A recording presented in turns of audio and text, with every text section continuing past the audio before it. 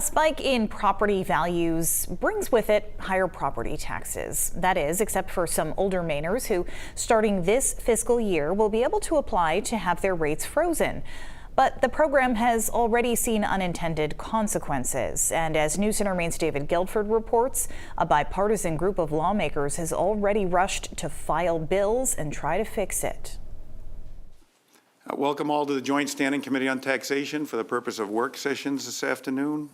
6 bills, with others potentially looming, set before the Taxation Committee Tuesday, all aimed at overhauling a property tax stabilization program launched just in August. And I think that you're going to see some abuses of the program that will be legal if we don't change it.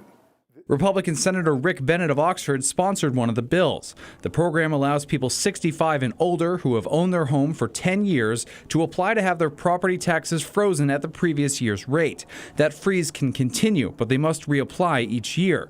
There are no income requirements, and that frozen rate can be transferred to a new property, even if the person moves to a much more valuable home. The Stabilization Act is popular because on the face value of it, it says, yeah, this makes sense, for people on fixed income.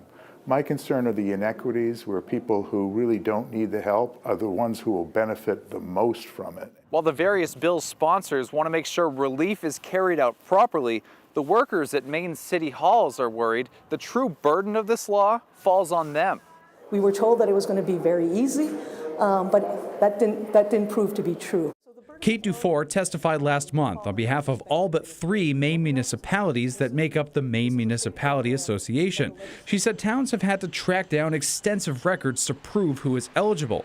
And while the law forces the towns to offer the tax breaks, they'll only get that money back if lawmakers decide to give it.